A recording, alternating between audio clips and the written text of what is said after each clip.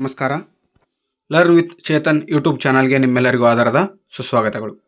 ಇಂದಿನ ದಿನ ನಾವು 10ನೇ ತರಗತಿಯ ವಿಜ್ಞಾನ ವಿಷಯದ ವಾರ್ಷಿಕ ಪರೀಕ್ಷೆಗೆ ಬರುವಂತಹ 2 ಅಂಕದ ಪ್ರಶ್ನೆಗಳು ಹಾಗೂ ಕೀ ಉತ್ತರಗಳನ್ನು ನೋಡ್ತಾ ಹೋಗೋಣ.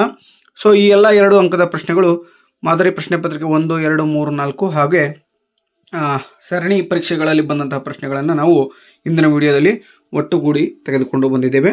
ಸೊ ದಯವಿಟ್ಟು ವಿಡಿಯೋವನ್ನು ಸಂಪೂರ್ಣವಾಗಿ ನೋಡಿ. ವಿಡಿಯೋ ನಿಮಗೆ ಇಷ್ಟ ಆದರೆ ಮಾತ್ರ ಲೈಕ್ ಮಾಡಿ, ಇಲ್ಲಾಂದರೆ ಲೈಕ್ ಮಾಡೋಕ್ಕೆ ಹೋಗ್ಬಿಡಿ. ಹಾಗೆ ಸಬ್ಸ್ಕ್ರೈಬ್ ಮಾಡ್ಕೊಳ್ಳೋದನ್ನು ಮರಿಬೇಡಿ ಅಂತ ಹೇಳ್ತಾ ಬನ್ನಿ ವಿಡಿಯೋವನ್ನು ಸ್ಟಾರ್ಟ್ ಮಾಡೋಣ. ಮೊದಲನೇ ಪ್ರಶ್ನೆ, ಗೃಹ ಬಳಕೆಯ ವಿದ್ಯುತ್ ಮಂಡಲದಲ್ಲಿ ಓವರ್ಲೋಡ್ ತಪ್ಪಿಸಲು ಯಾವ ಮುನ್ನೆಚ್ಚರಿಕೆ ಕ್ರಮಗಳನ್ನು ತೆಗೆದುಕೊಳ್ಳಬೇಕು ಅಂತ ಕೇಳಿದ್ದಾನೆ. ವಿದ್ಯುತ್ ಮಂಡಲದಲ್ಲಿನ ಸಜೀವ ಮತ್ತು ತಟಸ್ಥ ತಂತಿಗಳು ನೇರ ಸಂಪರ್ಕಕ್ಕೆ ಬರಬಾರದು. ತಂತಿಗಳ ಮೇಲಿನ ಅವಾಹಕ ಹೊದಿಕೆಗೆ ಹಾನಿಯಾಗಬಾರದು. ವಿದ್ಯುತ್ ಉಪಕರಣಗಳಲ್ಲಿ ದೋಷವಿರಬಾರದು. ಹಾಗೆ ಹಲವು ಉಪಕರಣಗಳನ್ನು ಒಂದೇ ಸಾಕೆಟ್ಗೆ ಜೋಡಿಸಬಾರದು. ಅಷ್ಟೇ ಅಲ್ಲದೆ ವಿದ್ಯುತ್ ಮಂಡಲದಲ್ಲಿ ಸೂಕ್ತ ದರದ ಫ್ಯೂಸನ್ನು ಬಳಸುವುದು. ಈ ಎಲ್ಲ ಅಂಶಗಳು ಓವರ್ಲೋಡ್ ತಪ್ಪಿಸಲು ಮುನ್ನೆಚ್ಚರಿಕೆ ಕ್ರಮಗಳು ಆಗಿರ್ತವೆ. ಇನ್ನು ಎರಡನೆಯ ಪ್ರಶ್ನೆ, ವಾಹಕವೊಂದರ ರೋಧವು ಅವಲಂಬಿಸಿರುವ ಅಂಶಗಳನ್ನು ತಿಳಿಸಿ ಅಂತ ಕೇಳಿದಾನೆ. ಇದು ಸಾಕಷ್ಟು ಬಾರಿ ಬಂದಂತಹ ಪ್ರಶ್ನೆ, ರಿಪೀಟೆಡ್.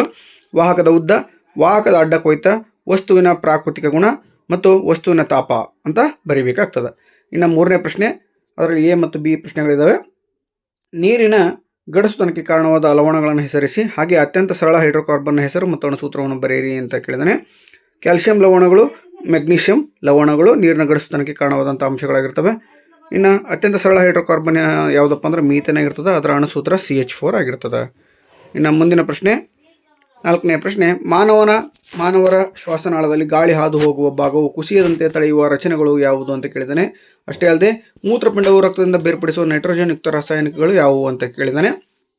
ಸೊ ಮಾನವನ ಶ್ವಾಸನಾಳದಲ್ಲಿ ಗಾಳಿ ಹಾದು ಹೋಗುವ ಭಾಗವನ್ನು ಕುಸಿಯದಂತೆ ತಡೆಯುವ ರಚನೆಗಳು ಯಾವಪ್ಪ ಅಂದ್ರೆ ಮೃದ್ವಸ್ಥಿಯ ಉಂಗುರಗಳು ಆಗಿರ್ತವೆ. ಹಾಗೆ ಮೂತ್ರಪಿಂಡವು ರಕ್ತದಿಂದ ಬೇರ್ಪಡಿಸುವ ನೈಟ್ರೋಜನ್ ಯುಕ್ತ ರಾಸಾಯನಿಕಗಳು ಯಾವಪ್ಪ ಅಂದ್ರೆ ಯೂರಿಯಾ ಮತ್ತು ಯೂರಿಕ್ ಆಮ್ಲಗಳು ಆಗಿರ್ತದೆ.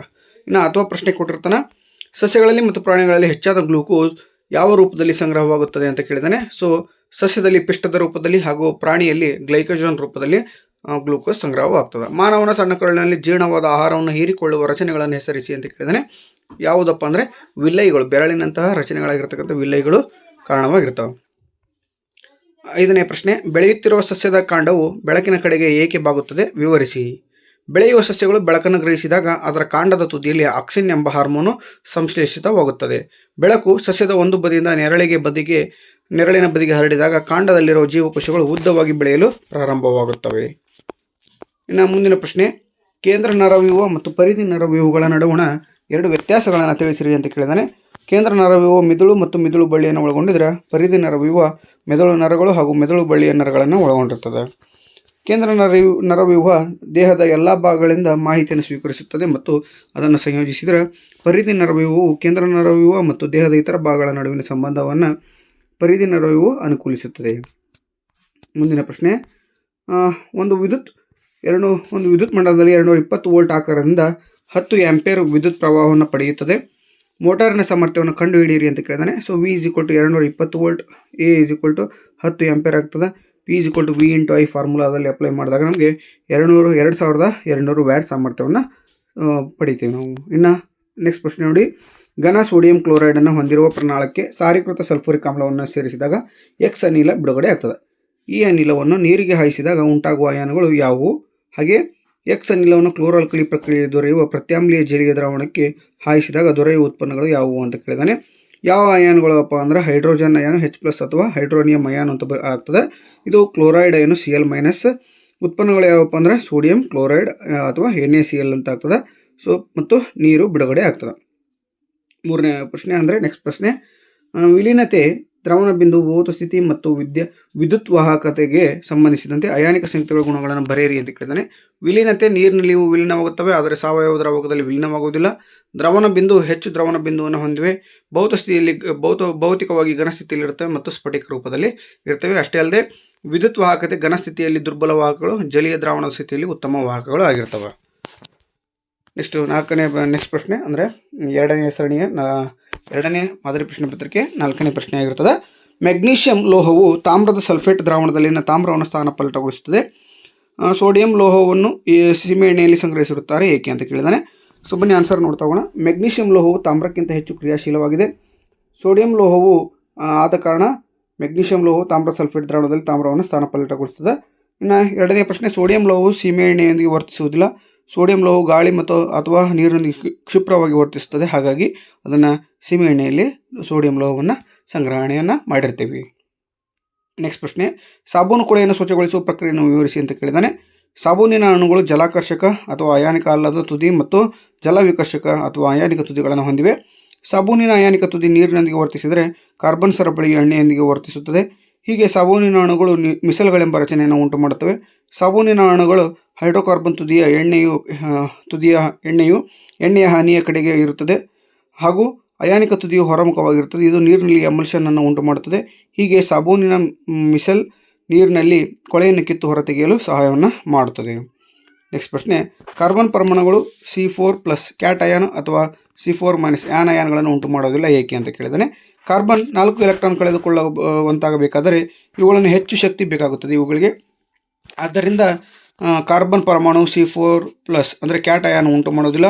ಹಾಗೆಯೇ ಕಾರ್ಬನ್ 4 ಎಲೆಕ್ಟ್ರಾನ್ಗಳನ್ನು ಪಡೆದುಕೊಳ್ಳುವಂತಾದರೆ ಬೀಜ ಕೇಂದ್ರದಲ್ಲಿರುವ 6 ಪ್ರೋಟಾನ್ಗಳಿಗೆ ಹೆಚ್ಚುವರಿ ಎಲೆಕ್ಟ್ರಾನ್ಗಳನ್ನು ಹಿಡಿದಿಟ್ಟುಕೊಳ್ಳುವುದು ಕಷ್ಟ. ಆದ್ದರಿಂದ ಕಾರ್ಬನ್ ಪರಮಾಣು C4- ಆ್ಯನ್ ಅಯಾನನ್ನು ಉಂಟು ಮಾಡುವುದಿಲ್ಲ. 7ನೇ ಪ್ರಶ್ನೆ, ಪರಾವರ್ತಿತ ಚಾಪದ ಪ್ರಮುಖ ಭಾಗಗಳನ್ನು ಹೆಸರಿಸಿ ಅಂತ ಕೇಳಿದಾನೆ. ಗ್ರಾಹಕ ಕೋಶ, ಜ್ಞಾನವಾಹಿ ನರಕೋಶ, ಸಂಪರ್ಕ ಕಲ್ಪಿಸುವ ನರಕೋಶ, ಕ್ರಿಯಾವಾಹಿ ನರಕೋಶ ಮತ್ತು ಕಾರ್ಯನಿರ್ವಾಹಕ. ಮಾನವರಲ್ಲಿ ಲೈಂಗಿಕ ಪರಿಪಕ್ವತೆಗೆ ಕಾರಣವಾಗುವ ಹಾರ್ಮೋನುಗಳು ಯಾವುವು ಅಂತ ಕೇಳಿದಾನೆ. ಪುರುಷರಲ್ಲಿ ಟೆಸ್ಟೋಸ್ಟೆರಾನ್ ಹಾರ್ಮೋನು, ಸ್ತ್ರೀಯರಲ್ಲಿ ಈಸ್ಟ್ರೋಜನ್ ಹಾರ್ಮೋನು. ಇನ್ನು ಮುಂದಿನ ಪ್ರಶ್ನೆ, ಚಿಹ್ನೆಗಳನ್ನು ಬರೆಯಿರಿ. ರಿಯೋಸ್ಟಾಟ್ ಈ ರೀತಿಯ ಚಿಹ್ನೆಯನ್ನು ಇರ್ತದೆ. ಸೇರ್ಪಡೆ ಇಲ್ಲದ ದಾಟದಂತೆ ಈ ರೀತಿಯಾದ ಒಂದು ಚಿಹ್ನೆ ಇರ್ತದೆ. ಅತ್ಯಂತ ಸುಲಭವಾದಂಥ ಪ್ರಶ್ನೆ ಅದು. ನೆಕ್ಸ್ಟ್ ಪ್ರಶ್ನೆ ನೋಡಿ, ವಾಹಕವೊಂದರ ರೋಧವು ಆ ವಾಹಕದ ಉದ್ದ ಮತ್ತು ಆ ವಾಹಕದ ಅಡ್ಡ ಕೊಯ್ತದ ವಿಸ್ತೀರ್ಣದೊಂದಿಗೆ ಹೇಗೆ ಸಂಬಂಧಿಸಿದೆ ಅಂತ ಕೇಳಿರ್ತಾನೆ. ವಾಹಕದ ರೋಧವು ಅದರ ಉದ್ದಕ್ಕೆ ನೇರ ಅನುಪಾತದಲ್ಲಿರುತ್ತದೆ ಅಥವಾ ವಾಹಕದ ಉದ್ದವು ಹೆಚ್ಚಾದಂತೆಲ್ಲ ಅದರ ರೋಧವು ಸಹ ಹೆಚ್ಚಾಗುತ್ತದೆ. ವಾಹಕದ ರೋಧವು ಅದರ ಅಡ್ಡ ಕೊಯ್ತಕ್ಕೆ ವಿಲೋಮಾನುಪಾತದಲ್ಲಿ ಇರ್ತದೆ. ನೆಕ್ಸ್ಟ್ ಪ್ರಶ್ನೆ, 20 ಡಿಗ್ರಿ ಸೆಲ್ಸಿಯಸ್ನಲ್ಲಿ ಕಂಡುಬರುವ ಕೆಲವು ವಸ್ತುಗಳ ರೋಧಶೀಲತೆಯನ್ನು ಕೆಳಗಿನ ಕೋಷ್ಟಕದಲ್ಲಿ ನೀಡಲಾಗಿದೆ. ಅದನ್ನು ವೀಕ್ಷಿಸಿ ಕೆಳಗಿನ ಪ್ರಶ್ನೆಗಳಿಗೆ ಉತ್ತರಿಸಿ. ಬೆಳ್ಳಿ 1.60 × 10⁻8 ಓಮ್ ಮೀಟರ್, ತಾಮ್ರ 1.63 × 10⁻8 ohm metre, tungsten 5.2 × 10⁻8 ohm metre, ಹಾಗೆ ನೈಕ್ರೋಮ್ 100 × 10⁻8 ಓಮ್ ಮೀಟರ್. ಇಲ್ಲಿ ಮೊದಲೇ ಪ್ರಶ್ನೆ ನೋಡಿ, ಬೆಳ್ಳಿ ಮತ್ತು ತಾಮ್ರದಲ್ಲಿ ಯಾವುದು ಉತ್ತಮ ವಾಹಕವಾಗಿದೆ ಅಂತ ಕೇಳಿದಾನೆ. ಬೆಳ್ಳಿ ವಿದ್ಯುತ್ ಮತ್ತು ಉಷ್ಣದ ಉತ್ತಮ ವಾಹಕವಾಗಿದೆ, ಏಕೆಂದರೆ ಅದು ತಾಮ್ರಕ್ಕಿಂತ ಅತಿ ಕಡಿಮೆ ರೋಧಶೀಲತೆಯನ್ನು ಹೊಂದಿರ್ತದೆ. ಇನ್ನು ಬಿ ಪ್ರಶ್ನೆ, ವಿದ್ಯುತ್ ಉಷ್ಣೋತ್ಪಾದನಾ ಸಾಧನಗಳಲ್ಲಿ ಇವುಗಳಲ್ಲಿ ಯಾವುದನ್ನು ಬಳಸುವರು ಏಕೆ ಅಂತ ಕೇಳಿದಾನೆ. ನೈಕ್ರೋಮನ್ನು ವಿದ್ಯುತ್ ಉಷ್ಣೋತ್ಪಾದನಾ ಸಾಧನಗಳಲ್ಲಿ ಬಳಸ್ತಾರೆ. ಯಾಕಪ್ಪ ಅಂದರೆ ಹೆಚ್ಚಿನ ರೋಧಶೀಲತೆಯನ್ನು ಹೊಂದಿರ್ತದೆ ಮತ್ತು ಹೆಚ್ಚಿನ ದ್ರವಣ ಬಿಂದುವನ್ನು ಹೊಂದಿರ್ತದೆ. 4ನೇ ಪ್ರಶ್ನೆ ಅಂದರೆ ನೆಕ್ಸ್ಟ್ ಪ್ರಶ್ನೆ, ದಂಡಕಾಂತದ ಒಂದು ತುದಿಯನ್ನು ಸೂಜಿಕಾಂತದ ದಕ್ಷಿಣ ಧ್ರುವದ ಸಮೀಪಕ್ಕೆ ತರಲಾಗಿದೆ. ಆಗ ಸೂಜಿಕಾಂತದ ಈ ತುದಿಯು ದಂಡಕಾಂತದ ತುದಿಯಿಂದ ದೂರಕ್ಕೆ ವಿಚಲಿಸುವುದು. ಈ ಸೂಜಿಕಾಂತದ ದಕ್ಷಿಣ ಧ್ರುವಕ್ಕೆ ನಿರ್ದೇಶಿತಗೊಂಡ ದಂಡಕಾಂತದ ಧ್ರುವವನ್ನು ಹೆಸರಿಸಿ. ನಿಮ್ಮ ಉತ್ತರಕ್ಕೆ ಕಾರಣವೇನು ಅಂತ ಕೇಳಿದಾನೆ. ದಂಡಕಾಂತದ ಧ್ರುವ ಯಾವುದಪ್ಪ ಅಂದರೆ ದಕ್ಷಿಣ ಧ್ರುವ ಆಗಿರ್ತದೆ, ಏಕೆಂದರೆ ಸಜಾತಿಯ ಧ್ರುವಗಳು ಒಂದನ್ನೊಂದು ವಿಕರ್ಷಿಸುತ್ತವೆ, ವಿಜಾತಿ ಧ್ರುವಗಳು ಒಂದನ್ನೊಂದು ಆಕರ್ಷಿಸುತ್ತವೆ. ಓಕೆನಾ. ನೆಕ್ಸ್ಟ್ ಪ್ರಶ್ನೆ, ಜೇನುಹುಳ ಕುಟುಕಿದ ಜಾಗಕ್ಕೆ ಅಡುಗೆ ಸೋಡಾದ ದ್ರಾವಣವನ್ನು ಸಾಮಾನ್ಯವಾಗಿ ಲೇಪಿಸಲಾಗುವುದು. ಈ ಕ್ರಮವನ್ನು ಸಮರ್ಥಿಸಿ ಅಂತ ಇದೆ. ಜೇನುಹುಳು ಕುಟುಕಿದಾಗ ಮೆಥನೋಯಿಕ್ ಆಮ್ಲವನ್ನು ಜೇನುಹುಳು ಮೆಥನೋಯಿಕ್ ಆಮ್ಲವನ್ನು ಹೊಂದಿರುತ್ತದೆ. ಅದು ಕುಟುಕಿದಾಗ ಅದು ನೋವು ಮತ್ತು ಉರಿಯನ್ನು ಉಂಟು ಮಾಡುತ್ತದೆ. ಕುಟುಕಿದ ಜಾಗಕ್ಕೆ ಅಡುಗೆ ಸೋಡಾವನ್ನು ಲೇಪಿಸಿದಾಗ ಅಥವಾ ಹಚ್ಚಿದಾಗ ಆಮ್ಲದ ಪ್ರಮಾಣವನ್ನು ತಟಸ್ಥಗೊಂಡು ಉರಿ ಅಥವಾ ಶಮನ ಕಡಿಮೆ ಆಗ್ತದೆ. ನೆಕ್ಸ್ಟ್ ಪ್ರಶ್ನೆ, ಸಿನ್ನಬಾರ್ನಿಂದ ಶುದ್ಧ ಪಾದರಸವನ್ನು ಹೇಗೆ ಪಡೆಯಲಾಗುತ್ತದೆ. ಸಿನ್ನಬಾರನ್ನು ಗಾಳಿಯಲ್ಲಿ ಉರಿಸಿದಾಗ ಪಾದರಸದ ಆಕ್ಸೈಡ್ ಮತ್ತು ಸಲ್ಫರ್ ಡೈಆಕ್ಸೈಡ್ ದೊರಕುತ್ತದೆ. 2HGS + 3O2 gives rise to 2HGO + 2SO2. ಹಾಗೆ ಪಾದರಸದ ಆಕ್ಸೈಡನ್ನು ಕಾಯಿಸಿದಾಗ ಪಾದರಸ ಮತ್ತು ಆಕ್ಸಿಜನ್ ಆಗಿ ವಿಭಜನೆಗೊಳ್ಳುತ್ತದೆ. 2HGO gives rise to 2Hg + O2 ಸರಿಯಾದ ಉತ್ತರ ಆಗ್ತದೆ.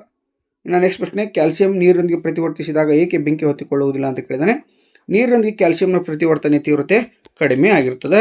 ಹಾಗೆಯೇ ಕ್ಯಾಲ್ಸಿಯಂ ನೀರಿನೊಂದಿಗೆ ವರ್ತಿಸಿದಾಗ ಬಿಡುಗಡೆಯಾಗುವ ಉಷ್ಣವು ಹೈಡ್ರೋಜನ್ ಹೊತ್ತಿಕೊಂಡು ಉರಿಯಲು ಸಾಕಾಗುವುದಿಲ್ಲ. ಆದ್ದರಿಂದ ಕ್ಯಾಲ್ಸಿಯಂ ನೀರಿನೊಂದಿಗೆ ಪ್ರತಿವರ್ತಿಸಿದಾಗ ಬೆಂಕಿ ಹೊತ್ತಿಕೊಳ್ಳುವುದಿಲ್ಲ ಮತ್ತು ನೀರಿನ ಮೇಲ್ಭಾಗದಲ್ಲಿ ತೇಲ್ತದೆ ಅಂತ ಬರೀಬೇಕಾಗ್ತದೆ. ನೆಕ್ಸ್ಟ್ ಪ್ರಶ್ನೆ, ಕಾರ್ಬನ್ ಸಂಯುಕ್ತಗಳು ನಿಸರ್ಗದಲ್ಲಿ ಅತ್ಯಧಿಕ ಸಂಖ್ಯೆಯಲ್ಲಿ ಕಂಡುಬರುತ್ತವೆ ಏಕೆ? ಕಾರಣಗಳನ್ನು ಸ್ಪಷ್ಟಪಡಿಸಿ ಅಂತ ಕೇಳಿದಾನೆ. ಚತುರ್ವೇಲೆನ್ಸಿ ಕಾರ್ಬನ್ನ ಚತುರ್ವೇಲೆನ್ಸಿ ಅಂತ ಕಾರಣ ಏನಪ್ಪ ಅಂದರೆ ಚತುರ್ವೇಲೆನ್ಸಿ ಏಕಪ್ಪ ಅಂದರೆ ಕಾರ್ಬನ್ನ ವೇಲೆನ್ಸಿ 4. ಇದರಿಂದಾಗಿ ಕಾರ್ಬನ್ 4 ಇತರೆ ಕಾರ್ಬನ್ ಪರಮಾಣುಗಳೊಂದಿಗೆ ಅಥವಾ ಏಕವೇಲೆನ್ಸಿ ಧಾತುಗಳೊಂದಿಗೆ ಜೋಡಣೆಗೊಳ್ಳುವ ಸಾಮರ್ಥ್ಯವನ್ನು ಹೊಂದಿರ್ತದೆ.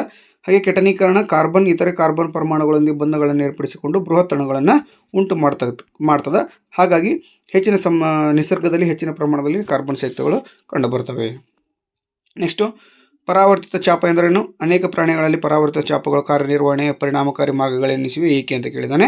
ಒಂದು ಪ್ರತಿಕ್ರಿಯೆ ಒದಗಿಸಲು ಪರಾವರ್ತನೆ ಸಂದೇಶಗಳು ಹಾದು ಹೋಗುವ ಮಾರ್ಗವಾಗಿರ್ತದೆ, ಅಥವಾ ಪ್ರಚೋದನೆ ಉಂಟಾದಾಗಿನಿಂದ ಪ್ರತಿಕ್ರಿಯೆ ಏರ್ಪಡುವವರೆಗೂ ಮಾಹಿತಿ ಅಂದರೆ ಮಾಹಿತಿಗಳು ಅಥವಾ ನೀವೇನು ಕರಿತೀವಿ ಅದಕ್ಕೆ ಸಂವೇಗಗಳು ಹಾದು ಹೋಗುವ ಮಾರ್ಗವನ್ನು ನಾವು ಏನು ಕರಿತೀವಿ?